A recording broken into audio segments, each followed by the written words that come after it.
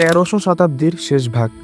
আনাতোলিয়ায় দ্রুত উঠতি এক শক্তি হিসেবে ইতিহাসের মঞ্চে আবির্ভূত হয় উসমানীয় সাম্রাজ্য। সামরিক সাফল্য ও ক্রমাগত রাজ্য বিস্তারের মাধ্যমে উসমানীয়রা 1400 ও 1500 শতাব্দীতে বলকানের দিকে এগিয়ে যায়। এই সময়গুলোতে সামরিক শক্তির অংশ হিসেবে বহু পদাতিক ও অশ্বারোহী সেনাদলের পাশাপাশি জেনিসাইরের মতো অভিজাত সামরিক ইউনিটও গঠিত হয়। তবে উসমানীয় সামরিক ইতিহাসে সবচেয়ে রোমাঞ্চকর এবং রহস্যময় অধ্যায়টি রচিত হয়েছিল একটি বিশেষ বাহিনীকে ঘিরে, যাদের সাহস আর রণকৌশল ছিল অন্য সবার চেয়ে ব্যতিক্রম। ইতিহাসে তারা দেলি বা বহুবচনে দেলিলার নামে পরিচিত, রূপক অর্থে যার অর্থ উন্মাদ, ভয়ডরহীন, দুঃসাহসী বা বেপরোয়া। ইতিহাসে দেলিলারদের প্রথম আবির্ভাব সম্পর্কে সুনির্দিষ্ট কোনো তথ্য পাওয়া যায় না, তবে ধারণা করা হয় 1500 শতাব্দীর শেষ দিকে রুমেলিয়ায় তাদের উত্থান ঘটে এবং 1600 শতাব্দীতে তারা খ্যাতির শিখরে পৌঁছায়।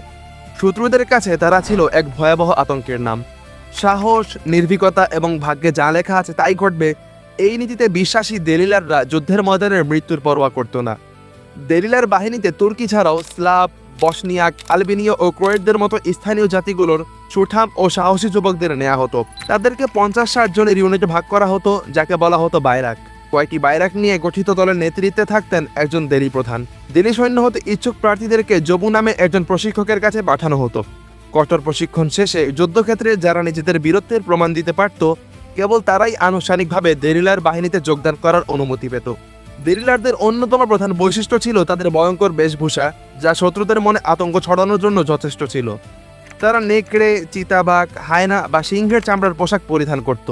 মাথায় ব্যবহার করত ঈগলের পালক গোজা পশুর চামড়ার টুপি, আর পিঠে থাকত ঈগলের পালক দিয়ে তৈরি বিশাল দুটি ডানা। অস্ত্র হিসেবে দেরিলাররা বাঁকানো তলোয়ার, বর্ষা, ঢাল, কুঠার, গদা ইত্যাদি ব্যবহার করত।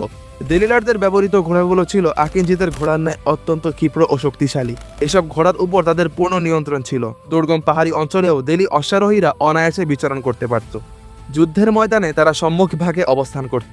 তাদের বিশেষ গুণ ছিল ক্ষিপ্রতার সাথে হিট অ্যান্ড রান, অর্থাৎ আঘাত করে সরে আসার কৌশল। দেলিলারদের রণকৌশল ও সাহসিকতা দেখে ইংরেজ উপদেষ্টা অ্যাডলফাস স্লেট তাদের নাইট যুগের বীর বলে অভিহিত করেন। এছাড়া জীবন্ত বন্দী ধরে এনে শত্রুপক্ষ সম্পর্কে তথ্য আদায় করাও ছিল তাদের অন্যতম প্রধান কাজ। 1526 সালের মহাচের যুদ্ধে জেনিসারিদের উপস্থিতিতেও দেরিলার বাহিনী অভাবনীয় বীরত্ব প্রদর্শন করে। এছাড়া ভার্নার যুদ্ধ, সপ্তদশ শতাব্দীতে অস্ট্রিয়ার বিরুদ্ধে যুদ্ধ, 1672 সালের পোল্যান্ড অভিযান, 1828 সালে রাশিয়ার বিপক্ষে যুদ্ধ সহ ওসমানীয় সাম্রাজ্যের বহু গুরুত্বপূর্ণ যুদ্ধে তারা অংশগ্রহণ করেছিল।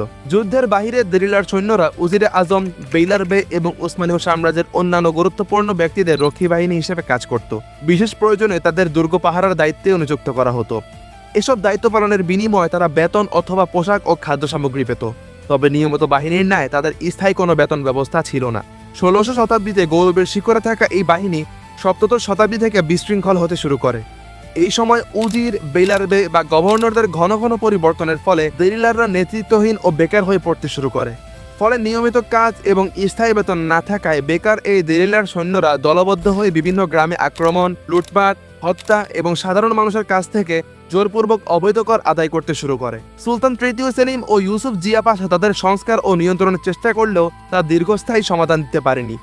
1828-29 সালের অটোমান রুশ যুদ্ধে দেরিলাররা অভাবনীয় বীরত্ব দেখালেও যুদ্ধ শেষে তারা আবার দস্যুবৃত্তি শুরু করে। শেষ পর্যন্ত উসমানীয় সেনাবাহিনী আধুনিকায়ন এবং ক্ষমতা কেন্দ্রীভূত করার অংশ হিসেবে সুলতান দ্বিতীয় মাহমুদ 1829 সালে আধুনিক আসাকিরে মানসুর অশ্বারোহী বাহিনী গঠন করেন এবং বেশ কিছু পুরনো সামরিক ইউনিটের সঙ্গে দেরিলার বাহিনীকেও স্থায়ীভাবে বিলুপ্ত ঘোষণা করেন। দেরিলাররা ছত্রভঙ্গ হতে অস্বীকৃতি জানালে সামরিক অভিযান চালিয়ে দিল্লিবাসী তথা দিল্লি প্রধানদের হত্যা করা হয় এবং পুরো বাহিনীকে চিরতরে ছত্রভঙ্গ করে দেওয়া হয়। আর এভাবেই ওসমানীয় ইতিহাসের অন্যতম দুর্ধর্ষ ও সবচেয়ে রোমাঞ্চকর এই অশ্বারোহী বাহিনীর চূড়ান্ত সমাপ্তি ঘটে। সময়ের পরিক্রমায় দেলিলার বাহিনীর অস্তিত্ব বিলীন হয়ে গেলেও তাদের বেপরোয়া উন্মাদনা, সাহস, রণহুঙ্কার আর ঘোড়ার ঘোরের বজ্রধ্বনি আজও উসমানীয় ইতিহাসের পাতায় এক অমর কিংবদন্তি হয়ে বেঁচে আছে।